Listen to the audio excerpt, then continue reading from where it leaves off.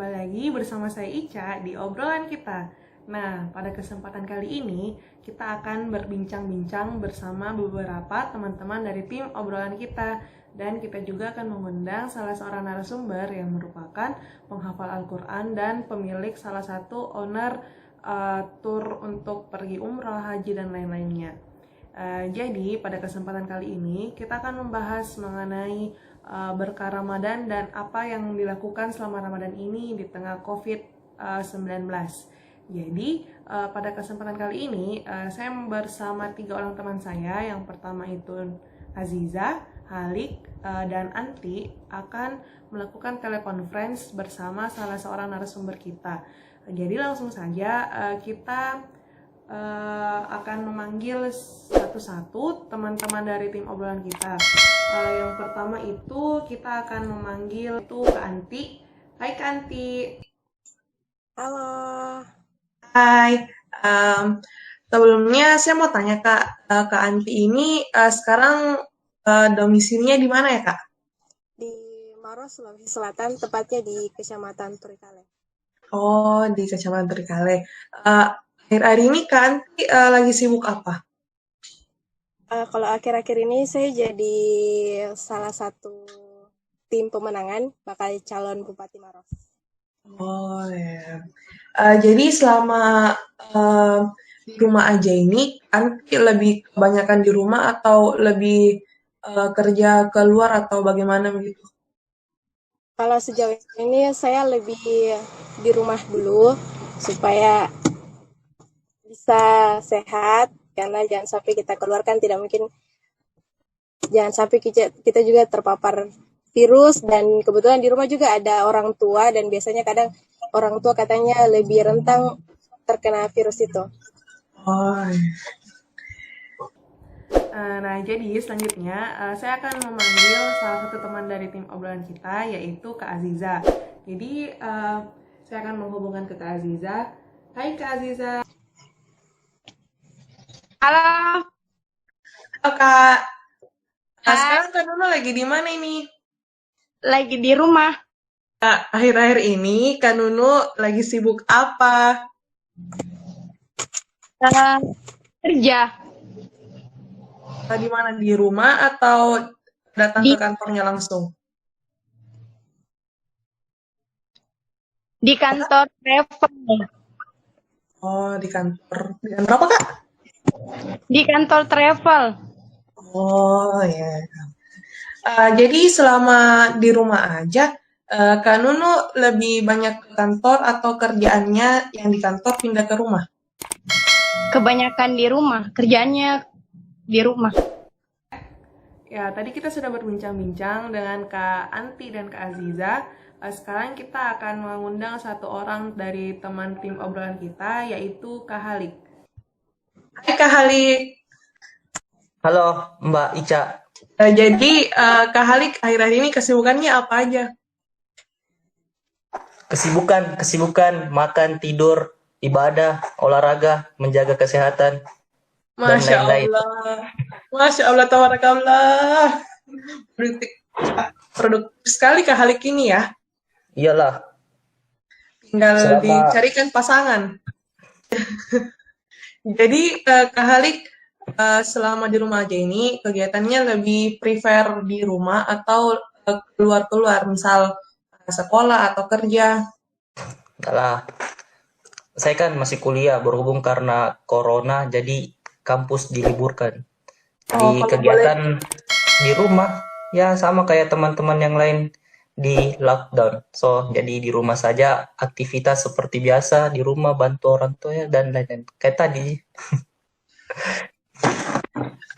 Kalau boleh tahu Kak Halik kuliahnya di mana? di PIP Makassar. Oh, jadi nanti bakal jadi pelayar untuk mencari pelabuhannya, Betul. gitu ya Kak? Oke teman-teman, jadi sebelumnya kita akan mengundang narasumber kita untuk sama-sama bergabung dengan kita di telekonferensi ini. Beliau merupakan owner dari salah satu travel yang dimana travel tersebut bisa untuk mengantar kita pergi umroh, haji, dan lain-lainnya. Dan beliau merupakan hafiz Quran dan beliau adalah ustadz di Sulawesi Selatan. Jadi mungkin langsung saja. Assalamualaikum Pak Ustadz. Waalaikumsalam warahmatullahi wabarakatuh. Jadi begini Pak Ustadz, kami dari tim obrolan kita mungkin akan berbincang-bincang seputar bulan suci Ramadan di tengah pandemi COVID-19 ini Pak. Jadi kita akan mungkin ada sedikit diskusi atau bincang-bincang bersama Pak Ustadz mengenai COVID ini. Jadi sebelum kita mulai mungkin bisa Pak Ustadz pertama-tama memperkenalkan diri kepada teman-teman obrolan kita. Bismillahirrahmanirrahim. Assalamualaikum warahmatullahi wabarakatuh. Waalaikumsalam warahmatullahi wabarakatuh. Alhamdulillah, salatu wassalamu ala rasulillah wa ala alihi wa sahbihi wa man tabi'ahum bi ihsanin ila yaumil qiyamah. Alhamdulillah, sore ini Allah Subhanahu wa taala menyambungkan kita dalam konektivitas grup ya. Mudah-mudahan semuanya senantiasa dalam keadaan sehat afiat. Nama saya Ustadz Haji Asman Lampung.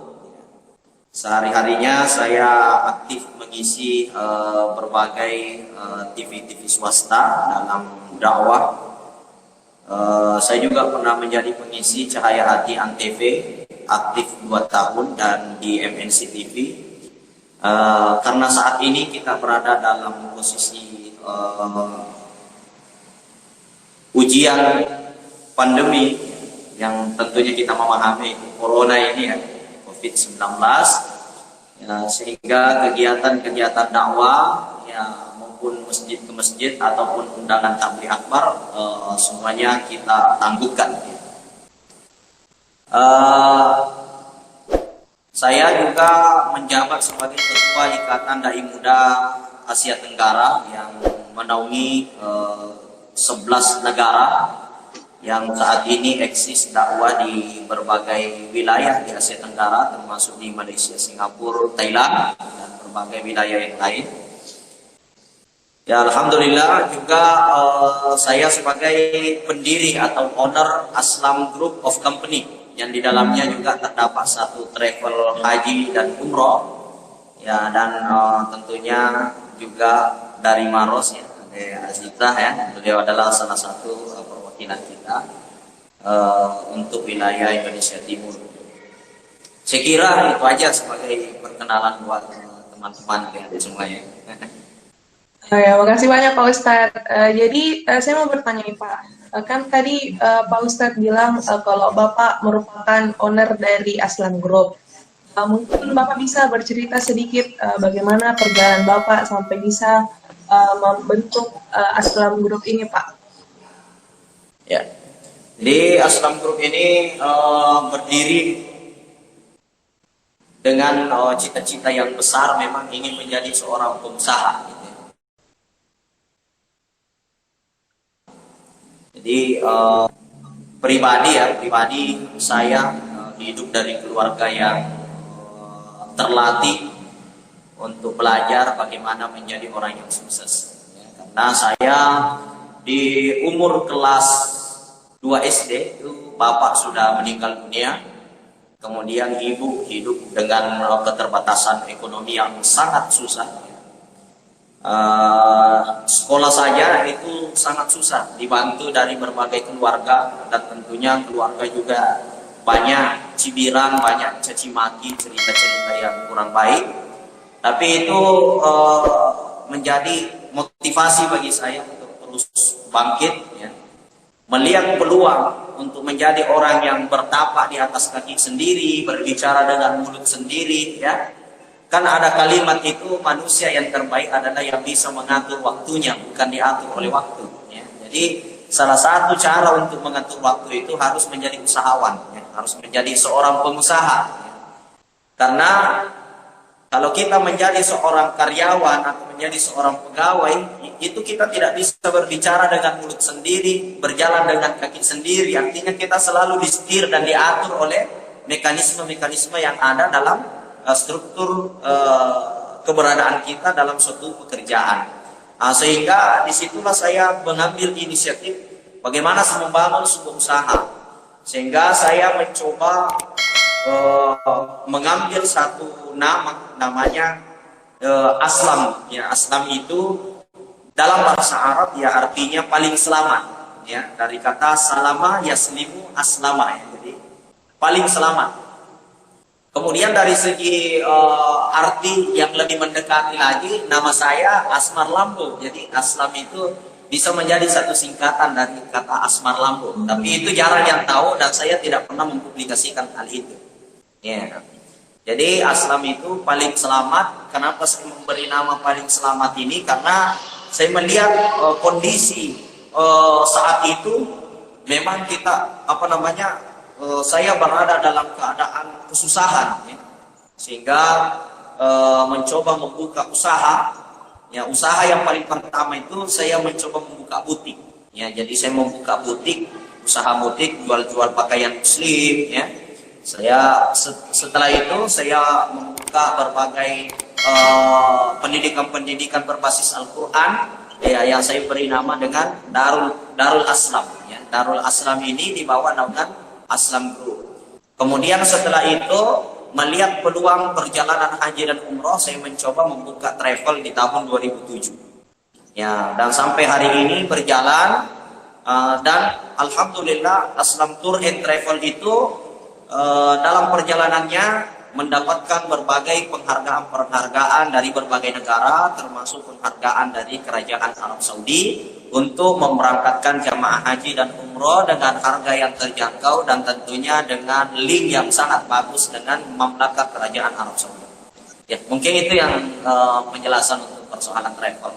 Jadi sekedar informasi buat teman-teman atau adik-adik yang ingin tur tur ke berbagai negara atau mau keliling Malaysia, Singapura, Thailand atau kemana aja ya, insya Allah bisa gabung sama Aslam Tour. Ya.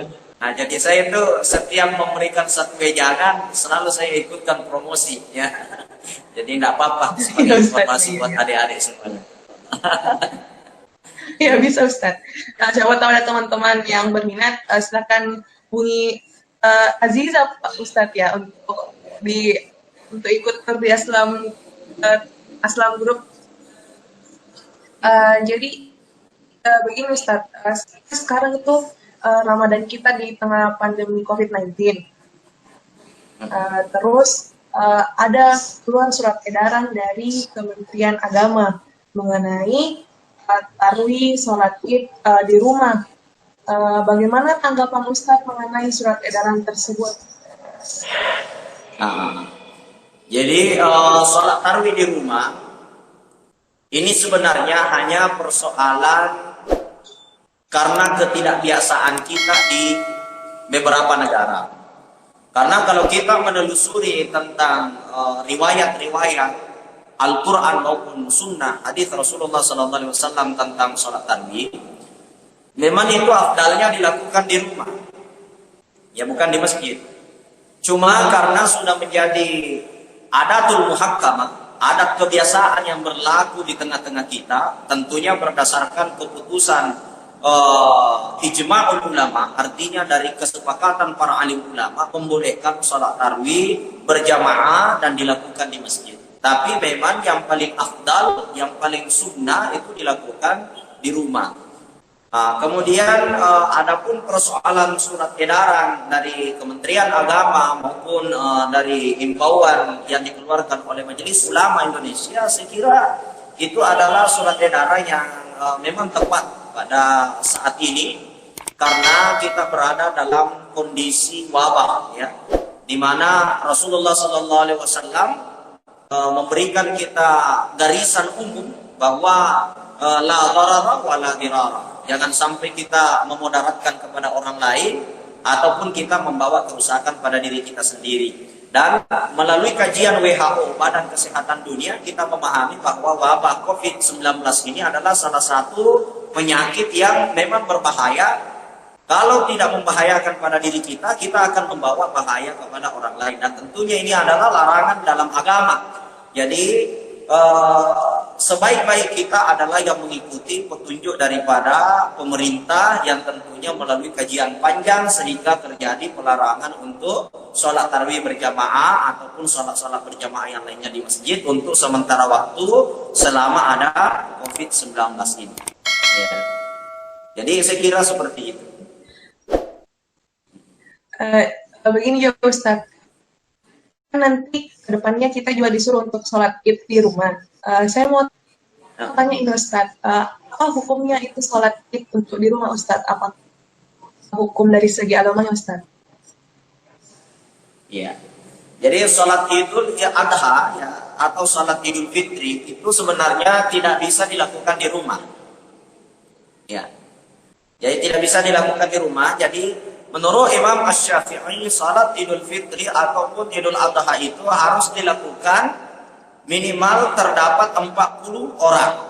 Ada yang mengatakan dari kalangan mazhab Syafi'iyah juga dilakukan 38 orang. Dan itu terjadi perbedaan atau istilah pendapat ulama. Sedangkan di mazhab-mazhab yang lain seperti Imam Abu Hanifah, Imam Malik, ya boleh melaksanakan salat Idul Fitri dan Idul Adha selama sudah ada khatib, sudah ada imam, dan sudah ada makmum 3 orang, maka sudah bisa berjalan salat Idul Adha, Idul Fitri maupun salat Jumat. Namun dalam mazhab Imam Asy-Syafi'i yang umumnya di Indonesia kita bermazhab Syafi'iyah itu tidak bisa dilakukan sendiri-sendiri, nggak bisa. Jadi kalau himbauan pemerintah bahwa nantinya kita tidak ada salat Idul Fitri pada tahun 2020 tahun ini, maka kita tidak ada salat Idul Fitri karena memang salat Idul Fitri dalam hal ini Idul Fitri yang kita lakukan selesai bulan Ramadan itu nggak bisa dilakukan masing-masing di rumah masing-masing, nggak bisa.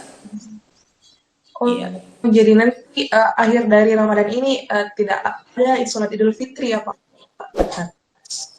Kemungkinan besar. Iya, bila tidak ada himbauan. Nah, betul. Jadi bila tidak ada himbauan dari pemerintah ya, untuk kita melaksanakan sholat Idul Fitri di lapangan atau di masjid atau di mana saja tempat yang telah disediakan, itu tidak bisa kita laksanakan sholat Idul Fitri sendiri-sendiri. Ya, jadi inti daripada persoalan sholat Idul Fitri itu tidak bisa dilakukan sendiri-sendiri. Dan yang paling sunnahnya, paling afdalnya dilakukan sholat Idul Fitri itu di lapangan. Itu paling afdalnya. Lebih afdal daripada di masjid. Iya. Oh ya Pak Ustadz. Mungkin teman-teman yang sedang menonton sekarang ada yang ingin bertanya. Mungkin Kak Anti, Kak Halik, atau Kak Aziza. Apakah ada yang ingin bertanya teman-teman? Oh mungkin belum ada. Ada dah, Kak Anti. Ada. Kak Anti. Oke, baik. Assalamualaikum warahmatullahi wabarakatuh. Waalaikumsalam warahmatullahi wabarakatuh. Salam kenal Pak Ustaz. Begini, saya mau pertanyakan. Biasanya kalau menurut saya katanya orang sakit itu tidak bisa berpuasa. Nah, kalau kita melihat dari COVID-19 ini, ada 2 kategori. Kategori yang pertama itu adalah mereka yang memang terkena virus atau terjangkit virus namun tidak memiliki gejala. Dan yang kedua, memang ada sebagian orang yang terjangkit virus tapi memang dia memiliki gejala dan tidak bisa berpuasa. Menurut pendapat apakah salah satu bisa berpuasa pada Ramadan ini? Pertanyaannya bisa diulangi, mungkin lebih jelas. Oke, pertanyaan saya begini, kan setahu kita semua ada 2 kategori COVID itu. Yang pertama ada yang memang merasakan gejala dan ada yang tidak merasakan gejala. Nah, pertanyaan saya Pak Ustaz, apakah yang positif corona ini bisa berpuasa atau tidak? Iya. Jadi orang yang positif corona, kalau dia tidak merasakan ada kelainan, maka tentunya kewajiban puasa itu tidak gugur. Karena setahu saya, berbagai literatur yang saya baca dari keterangan-keterangan tentang COVID-19, itu ketika orang memiliki imunitas tubuh yang kuat, ya, memiliki immunity yang kuat, maka mereka tidak akan merasakan apa-apa, walaupun sebenarnya virus itu ada di dalam diri dia. Sehingga orang yang membawa virus ini tidak merasakan apa-apa, tapi kita khawatirkan dia bisa menularkan kepada orang lain yang kemungkinan orang itu memiliki immunity tubuh yang rendah, memiliki sistem kekebalan tubuh yang rendah. Sehingga ketika orang terkena virus corona dan dia merasakan sehat, imunitinya merasa kuat, baik, saya kira itu tidak ada masalah untuk melaksanakan puasa, kecuali kalau memang berdasarkan atas pemeriksaan pihak kesehatan memberikan sebuah arahan bahwa orang ini berbahaya ketika melaksanakan puasa, maka boleh tidak melaksanakan puasa, namun puasanya tetap harus diganti di luar bulan suci Ramadan. Nah, itu wajib diganti. Selama masih bisa berpuasa harus diganti dengan puasa. Ya. Jadi di situ di dalam Al-Qur'an terdapat kalimat au ala safarin fa'iddatun min ayyamin ukhra. Ya. Orang yang berada dalam keadaan sakit maupun orang yang berada dalam keadaan musafir, ya, itu dia boleh menangguhkan puasanya kemudian puasa di waktu yang lain. Artinya di luar daripada bulan suci Ramadan. Jadi orang yang marad dalam keadaan sakit ataupun safar, orang yang dalam keadaan perjalanan. Ya. Jadi orang yang terkena virus corona kalau dia sakit dan dia terpapar maka tentu tidak boleh puasa. Nanti puasanya diganti pada saat Allah berikan kesehatan di luar dari bulan suci Ramadan. Ya. Tapi kalau memang dia tetap merasa sehat, walaupun sebenarnya dia terjangkit virus, saya kira nggak ada masalah ketika dia ingin melaksanakan puasa. Karena ada satu konsep dari Rasulullah mengatakan subuh tasihu, berpuasalah agar kamu sehat. Jadi puasa ini juga salah satu amalan yang bisa menghadirkan kesehatan dan menolak berbagai macam penyakit. Ya, saya kira seperti itu. Bagaimana Kak Anki dengan penjelasan yang dijelaskan oleh Ustadz? Kak Anki. Mungkin bisa Boleh saya dinyalakan tambah dulu lagi, Kak? sore Kak. Boleh Boleh saya tambah silakan. lagi, Kak? Oke. Biasanya di bulan suci Ramadan itu Pak Ustaz, sebelum melangkah ke bulan suci Ramadan, biasanya kita itu ada namanya kita membayar puasa kita atau membayar puasa yang misalkan orang kayak saya perempuan itu haid atau apa, tapi kemarin saya melakukan hal tersebut tapi tidak sampai. Kemarin saya taruhlah bahasanya itu saya punya kala 5 tapi saya cuma bayarnya 1. Bagaimana hukumnya itu Pak Ustaz? Karena kebanyakan teman-teman saya khususnya banyak yang mereka tidak tahu kapan waktunya puasa itu bisa diganti. Dan biasa ada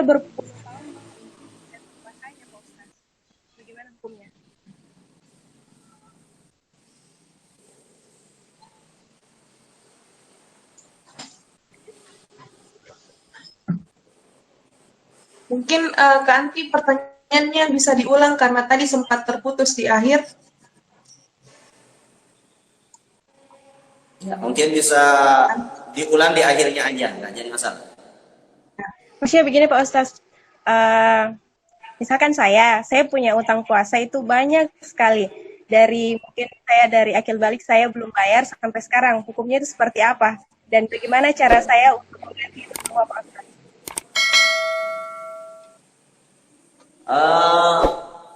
Puasa yang tertinggal kemungkinan karena haid atau ibu yang lagi hamil atau ada hal-hal yang menyebabkan sehingga puasanya tidak bisa dilaksanakan pada bulan suci Ramadan.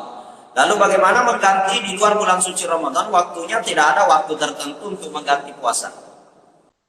Ya, jadi kapan saja orang bisa mengganti puasa. Ya. Jadi seperti itu, kapan aja bisa. Mungkin maksud ke Anti begini Ustadz. Misalnya kan tahun ini yang perempuan yang sedang haid punya utang puasa 5. Terus kita cuma bisa bayar 3. Jadi ini kan masih ada sisanya 2. Jadi ini hukumnya tidak apa-apa Ustadz kalau misalnya sudah dibayar setelah bulan Ramadan ini. Tapi utangnya yang sebelum bulan Ramadan ini. Jadi itu ceritanya dia utang puasanya bertambah atau bagaimana tuh Ustadz? Bagaimana hukumnya tuh Ustadz? Jadi itu terjadi ikhtilaf ulama, terjadi perbedaan pendapat ulama. Ada pendapat yang memang menyebabkan kita agak-agak kesusahan dengan hal itu. Jadi ketika kita puasa tahun ini, contohnya kita punya puasa 5 yang tidak kita lakukan, kemudian tahun depan masuk bulan puasa kita belum sempat mengganti semuanya, mungkin baru 2 kita ganti. Maka sebahagian ulama mengatakan itu harus diganti 2 kali lipat. Ya, karena kelalaian. Namun pendapat ulama yang masyhur ya, dan ini yang saya yakini, bahwa tidak penting untuk diganti berlipat, cukup kita mengganti yang tertinggal. Ya, cukup kita mengganti yang tertinggal. Karena di antara 4 imam mazhab, 4 ulama fikih yang masyhur, itu memang terdapat perbedaan pendapat tentang hal ini. Kalau menurut Imam Syafi'i, itu ketika sudah melampaui waktu Ramadan di selanjutnya, seperti umpamanya Ramadan ini kita ada 5 tertinggal, masuk Ramadan depan baru 2 kita ganti, maka 3 belum kita ganti, maka itu menjadi 2 kali lipat, harus diganti 2 kali lipat. Kalau menurut Imam Abu Hanifah, mazhab Hanafi, itu cukup kita ganti sesuai dengan puasa yang tertinggal, kemudian juga harus membayar fidyah. Jadi di samping dia bayar puasa, dia juga harus memberi makan anak yatim atau orang-orang yang kurang mampu.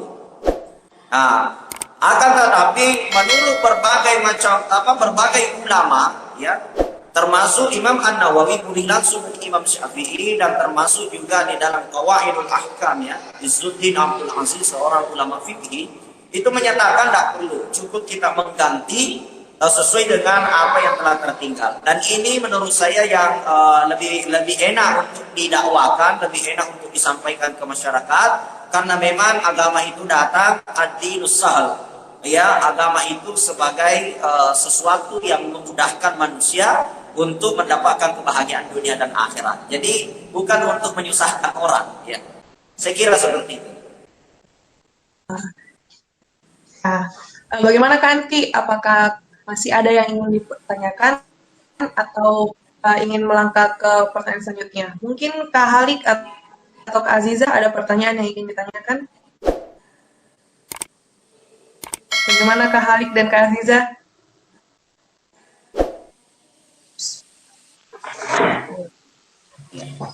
Kak Halik ingin bertanya Pak Ustadz. Oke. Bismillahirrahmanirrahim. Assalamualaikum Ustaz. Waalaikumsalam. Jadi pertanyaan saya masih terkait seputar bulan Ramadan ini Ustaz. Jadi kan bulan Ramadan itu erat dengan silaturahmi Ustaz. Tapi kan karena kondisinya yang saat ini kayak begini, kita bahkan tidak bisa mudik. Yang sebelumnya di tahun sebelum-sebelumnya kalau lebaran itu kita berkunjung ke keluarga masing-masing. Namun karena adanya wabah pandemi begini, jadi semua terhambat Ustaz.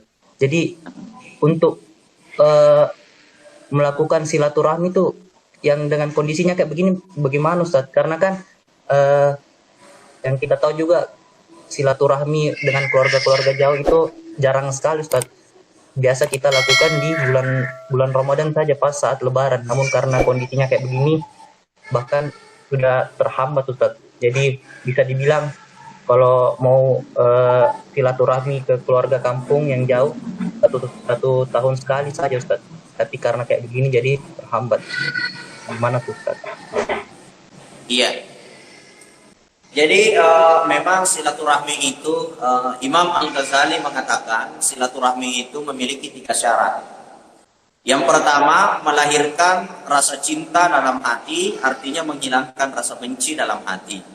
Kemudian syarat yang kedua, bertatap muka dan menyaksikan secara jasmani senyum dan canda tawa dengan orang yang kita sambung silaturahmi atau dengan kerabat keluarga yang kita sedang menyambung silaturahmi. Ya. Kemudian syarat yang ketiga, saling mendoakan kepada kebaikan di antara keluarga yang sedang kita silaturahmi. Nah, tentu output daripada silaturahmi ini adalah bagaimana menghilangkan kebencian dan menyambung rasa cinta di antara sesama, di antara saudara atau kerabat yang kita sambung silaturahmi.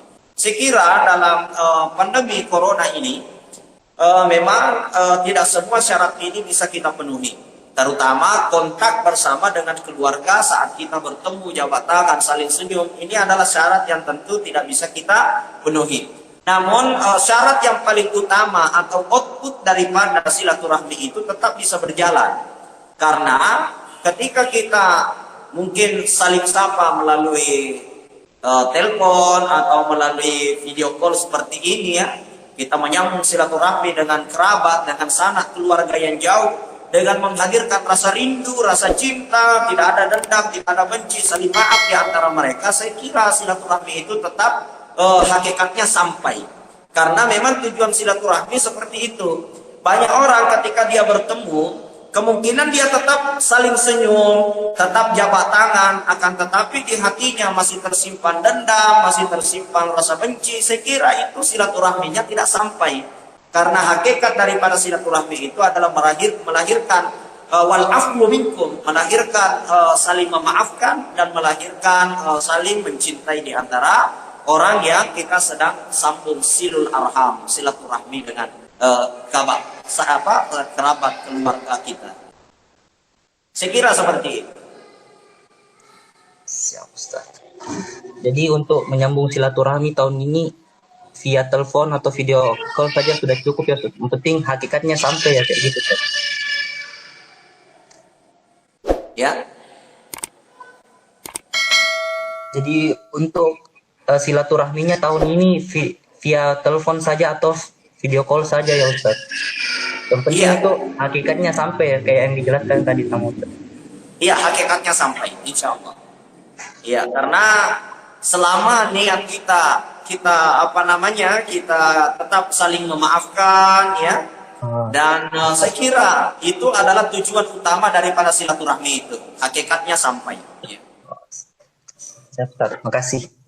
Sama-sama, insya Allah. Mohon maaf ini sebelumnya Ustadz, kalau saya lihat di sini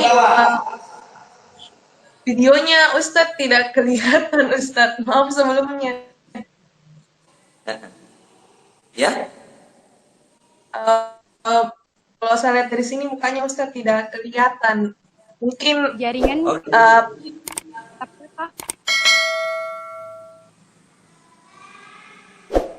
mungkin jaringannya Ustadz atau kenapa itu? Begitu ya.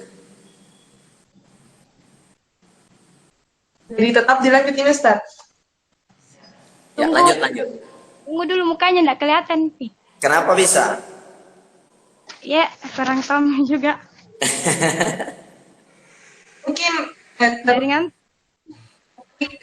videonya di situ Ustadz yang mati atau jaringan yang bermasalah Ustadz. Kayaknya mungkin jaringannya yang ada. Oh iya, oke. Ya, aman.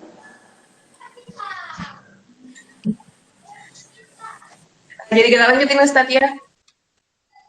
Oke. Jadi kan tadi Kak Halik sudah bertanya mengenai silaturahmi. Sepertinya ini Kak Aziza juga ingin menanyakan sesuatu Ustadz.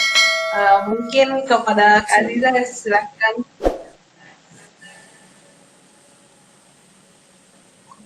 Kak Aziza. Assalamualaikum warahmatullahi wabarakatuh. Lama tak berjumpa ya. Iya. Bagaimana kabar? Alhamdulillah. Sehat. Alhamdulillah. Jadi selama di rumah apa yang kita lakukan?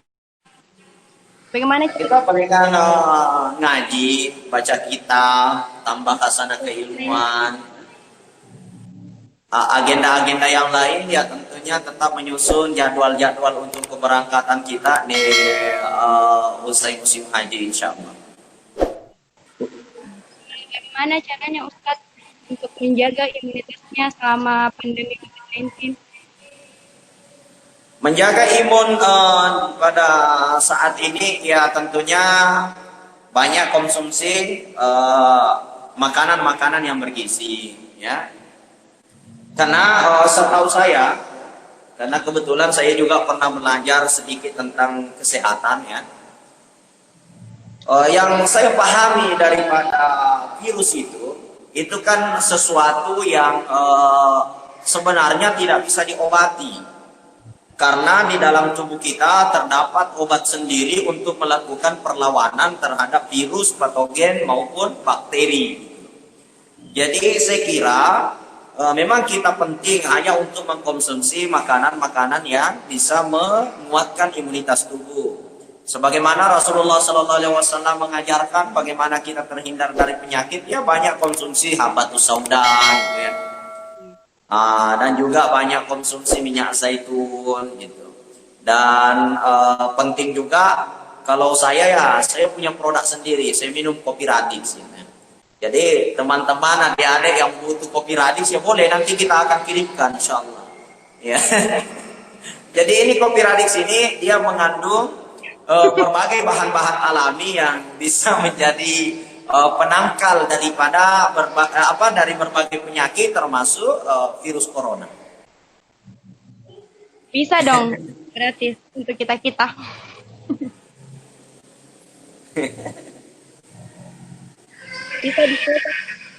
Bisa dikirim kopinya. Boleh, insyaallah nanti saya kirim. Jadi tinggal dikirimkan saja alamat lengkapnya, nanti kita kirimkan kopinya insyaallah. Jadi ini kopi ini dia bukan kopi biasa. Jadi memang dia rasa kopi tapi khasiat obat. Ya, jadi kita minum kopi berkhasiat obat, minum obat rasa kopi gitu. Nah, jadi kopinya nanti dikirimkan itu ada 7 herbal di dalamnya. Jadi dia ada temu gajah, larakuta, mengkudu hutan, ya macam-macam ya. Jadi dari berbagai herbal inilah yang kita yakini mampu menyembuhkan berbagai macam penyakit.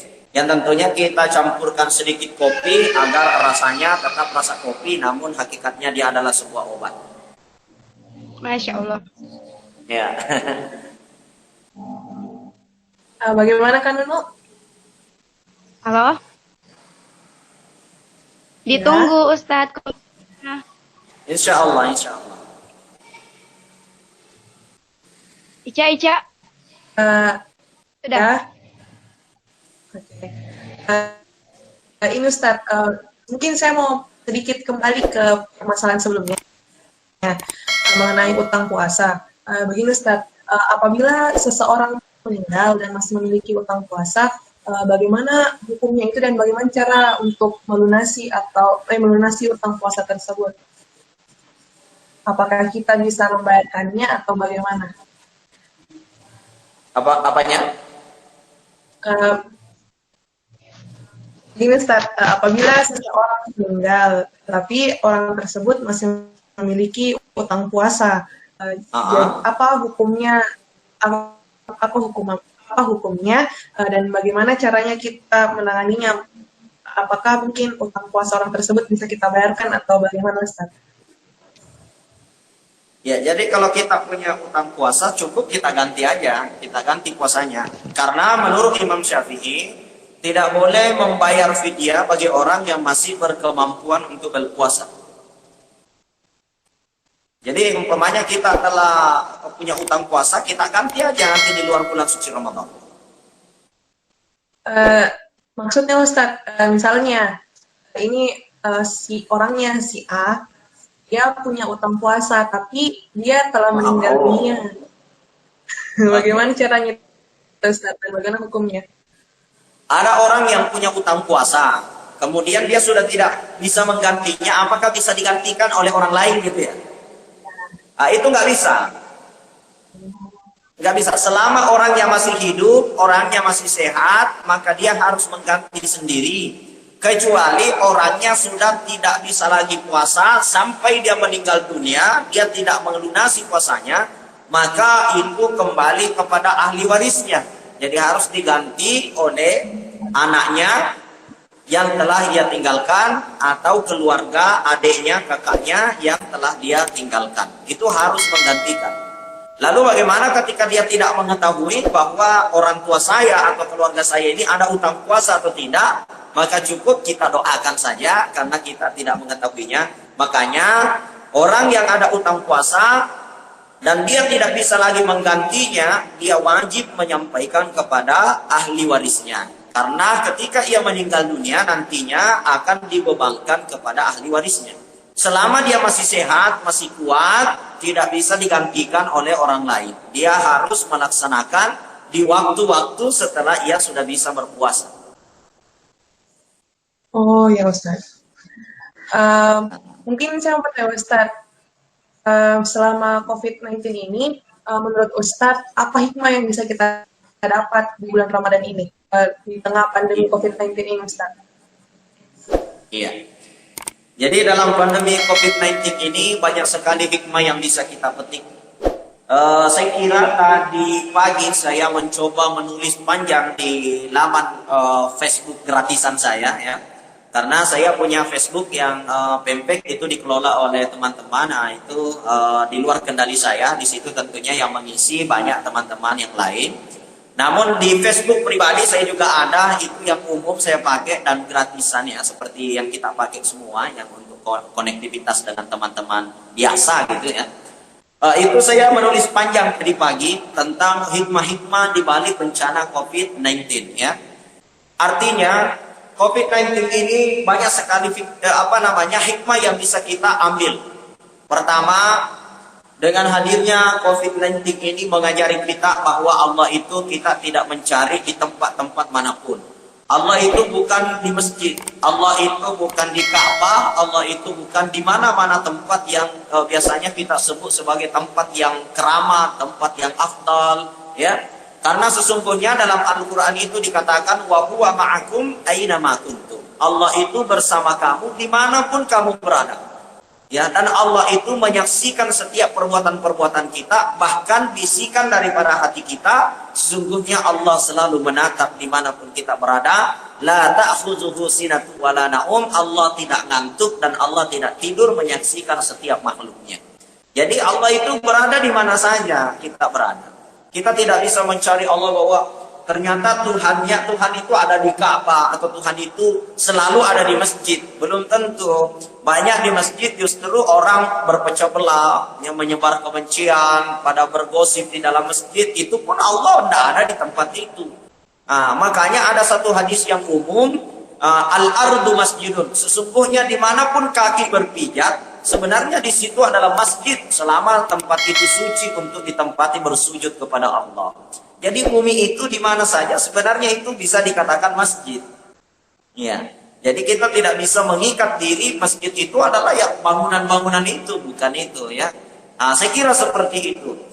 Sebagai hikmah yang pertama. Yang kedua, ini juga menghilangkan image orang-orang non-muslim bahwa Islam itu menyembah kepada Ka'bah. Karena kan selama ini orang-orang di luar daripada Islam menyamakan Islam itu sama dengan agama lain. Seperti umpamanya kita bisa mengenal saudara kita dari Protestan ataupun Katolik, dalam hal ini agama Kristen, itu mengatakan bahwa kami itu menghadap kepada patung Yesus yang tersalib. Ya. Kemudian seperti orang Majusi, dia menghadap di patung-patungnya. Ataupun kita bisa melihat orang-orang Hindu, ya dia menyembah kepada ya patung-patung dewa gitu kan. Sedangkan umat Islam itu dia menyembah kepada Ka'bah. Itu yang ada di image mereka. Dengan adanya COVID-19 ini, kita meyakini bahwa ternyata umat Islam itu tetap bisa sholat, tetap bisa ibadah, walaupun tidak ada lagi ibadah yang dilakukan di Masjidil Haram. Tidak ada lagi tawaf, tidak ada lagi umroh dan lain sebagainya. Jadi kita yakin sebagai umat Islam itu bukan Tuhannya adalah Ka'bah, tapi Tuhan kita adalah Qul huwallahu ahad. Dia ahad dan laisa kamitslihi syai'un. Dia tidak seperti dengan sesuatu apapun. Nah, jadi ini adalah satu hikmah bahwa Tuhan umat Islam itu bukan Ka'bah, ya. Nah, tetap ibadah walaupun Ka'bah tidak beroperasi, ya. Saya kira seperti itu. Jadi banyak lagi hikmah-hikmah, termasuk hikmah yang umum kita ketahui di keluarga-keluarga, bisa belajar mendidik anak-anak, ya. Kemudian sholatnya bisa jalan di rumah, bagaimana orang tua terlihat bersama dengan anak-anaknya mendirikan sholat, ya. Banyak hikmah-hikmah yang lain. Saya kira seorang muslim itu bukan mengutuk keadaan, tapi mereka selalu mengambil hikmah di setiap keadaan. Jadi di COVID-19 ini, orang yang mengaku beriman kemudian dia mengutuk bahwa ini COVID-19 menghalangi kita salat, menghalangi ini, itu adalah ciri orang-orang yang tidak beriman. Karena orang beriman itu bukan mengutuk keadaan apapun, tapi ia selalu mengatakan hada min fadli rabbi. Ini adalah salah satu nikmat dan kekuasaan daripada Tuhanku. Jadi dia selalu ingat Tuhan dalam keadaan apapun. Itulah ciri orang beriman, dan dia selalu menatap positif setiap keadaan. Ya, jadi saya kira seperti itu.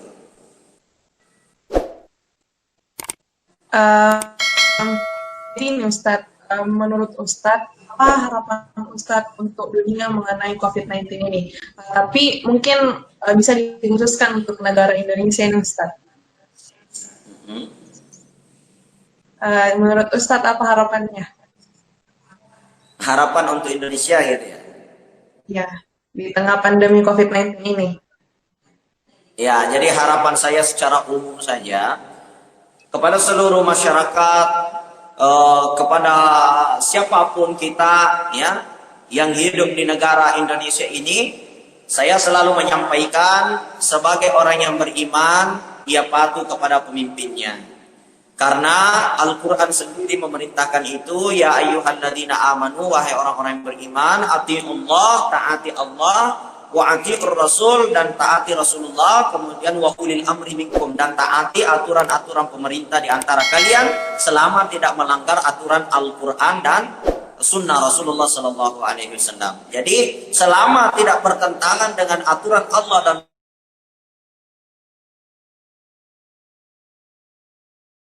memang sedikit ada kejanggalan karena kita menghalangi berbagai ibadah-ibadah yang tentunya diperintahkan oleh Allah Subhanahu wa taala, seperti perintah sholat berjamaah di masjid, perintah menyambung silaturahmi dengan jabat tangan dan lain sebagainya. Hal ini kita menjadi aneh karena sesuatu yang diperintahkan oleh Allah kok berubah. Nah, dengan cara ini, dengan corona ini, dilakukanlah musyawarah oleh para alim ulama. Ya, dan dihasilkan berbagai dalil-dalil atau hadis-hadis Rasulullah yang justru sebenarnya mengajarkan hal-hal untuk tidak berjamaah ketika dalam keadaan bahaya.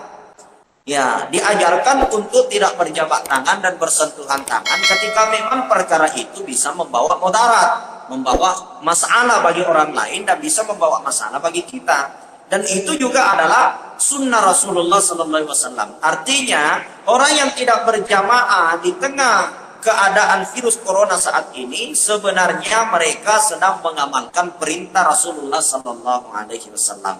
Jadi jangan merasa bahwa kita ini sedang jauh dari Allah. Tidak. Allah itu selalu dekat di hati orang-orang yang senantiasa mendekati Allah Subhanahu Wa Taala. Jadi pesan secara umum. Pertama, di tengah-tengah virus corona kita ikuti himbauan pemerintah. Ada beberapa himbauan pemerintah. Pertama, kita mencuci tangan dengan baik dengan air yang mengalir. Kemudian kita banyak-banyak mengkonsumsi makanan-makanan yang sehat, yang bergizi. Kemudian yang ketiga, kita harus senantiasa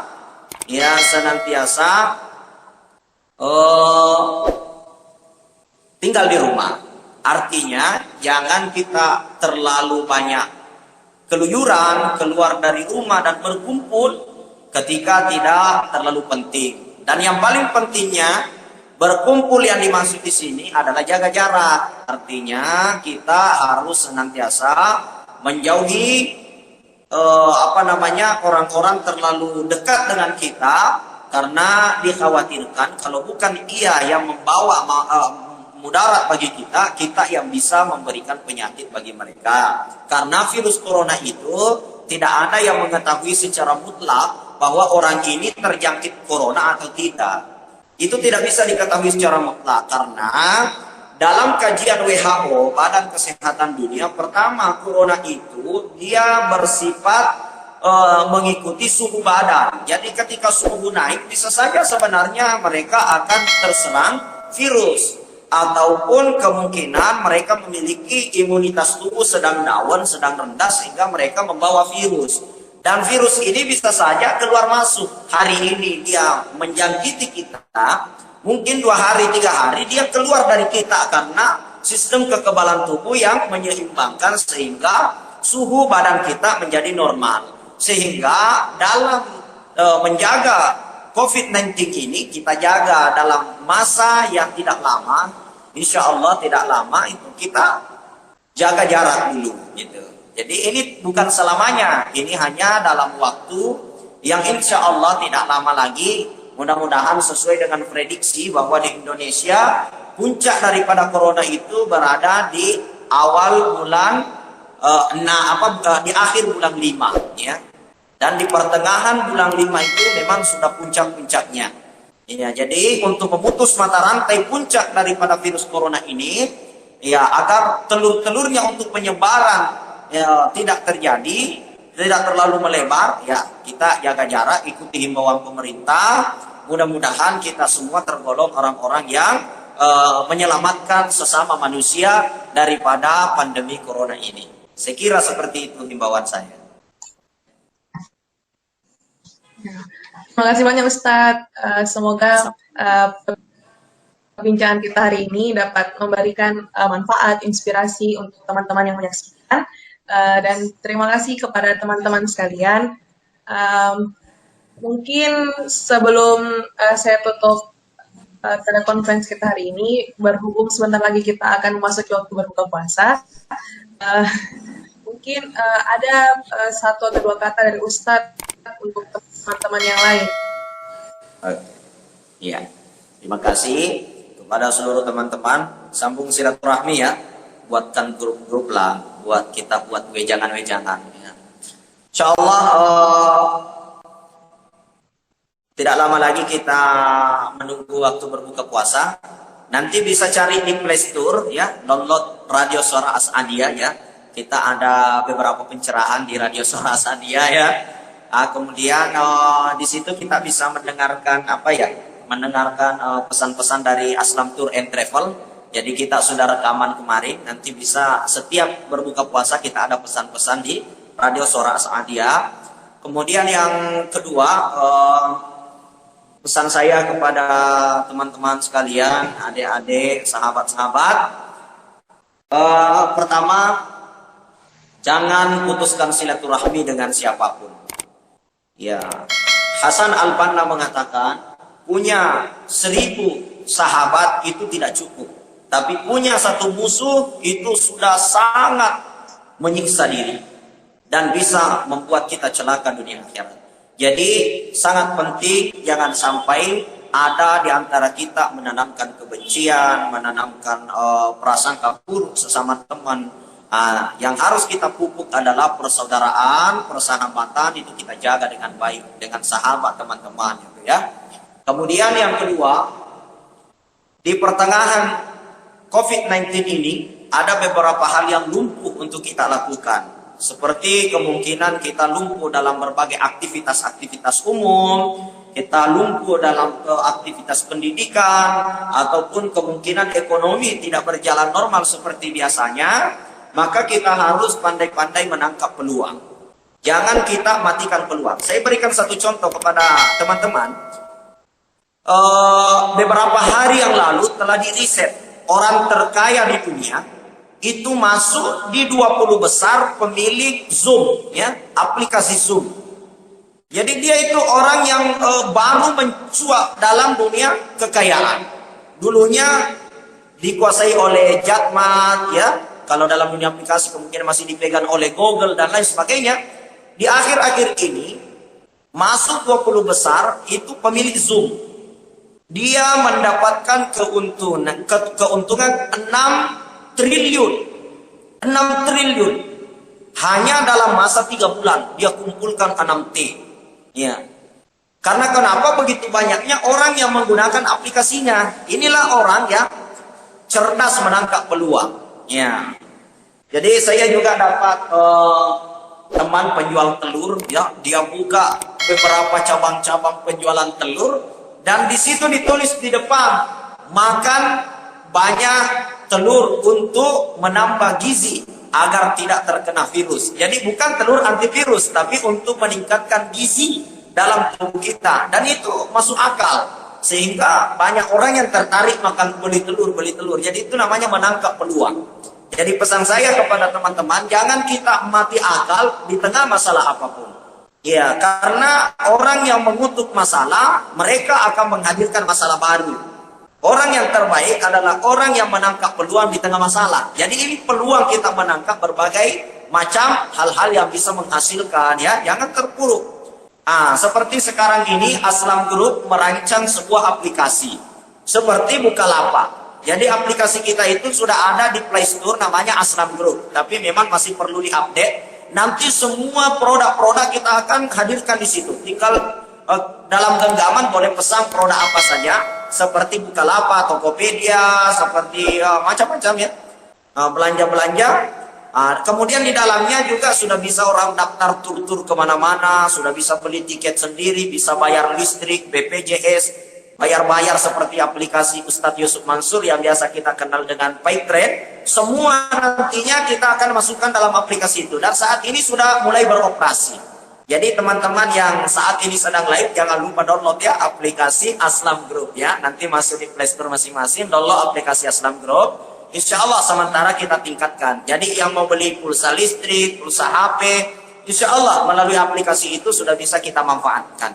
Dan insya Allah saya mencoba akan merancang aplikasi ini untuk memberikan keuntungan kepada teman-teman yang ingin menjadi pengguna tetap dalam aplikasi itu. Nanti bisa mendapatkan poin atau persen keuntungan ketika kita ada keluarga, ada teman, ada kerabat yang menggunakan aplikasi itu untuk beli pulsa, beli tiket, ya, ataupun belanja-belanja produk. Nanti kita akan dapat fee. Iya, siapa yang merekomendasikan, dan aplikasinya insya Allah akan kita luncurkan sistem bagi hasilnya itu untuk mendapatkan penghasilan melalui aplikasi itu. Karena sekarang memang ini harus kita duniakan, ini harus kita kembangkan aplikasi ini untuk menangkap peluang. Di tengah kita tidak bisa bergerak kemana-mana, kita bisa menjual melalui aplikasi itu, dan kita bisa berbelanja melalui aplikasi itu. Dan hebatnya aplikasi itu juga sudah dikonekkan dengan YouTube Asmar Lambo Official. Jadi kita bisa nonton berbagai ceramah-ceramah saya di dalam aplikasi itu. Ya, saya kira itu pesan-pesan saya. Tolong di-download Aslam Group yang ada di Play Store. Ya, jadi saya kira seperti siap. Ya, bagaimana Kak Nunu, Kak Halik, Kak Nunu, Aziza, Kak Halik, dan Kak Anti? Mungkin kita tutup perbincangan kita hari ini, Ustadz. Terima kasih banyak atas waktu dan kesempatannya. Semoga lain hari, lain waktu kita dapat berjumpa kembali. Terima kasih banyak Ustadz atas ilmu, atas pencerahannya. Semoga bernilai ibadah untuk kita semua. Amin ya rabbal alamin. Amin ya rabbal alamin. Terima kasih. Ya, terima kasih teman-teman semua, ya. Insyaallah sehat semuanya, ya. Berjalan ibadahnya dengan baik, sambung silaturahmi, ya, insyaallah. Saya siap selalu. Kesehatan. Jangan lupa jaga kesehatan. Sehat selalu Pak Ustaz. Oke, sehat semuanya insyaallah. Ya, amin. Terima kasih banyak Ustadz. Terima kasih teman-teman, Kak Aziza dan Kak Halik. Jadi saya tutup perbincangan kita hari ini. Wabillahi taufiq wal hidayah. Wassalamualaikum warahmatullahi wabarakatuh.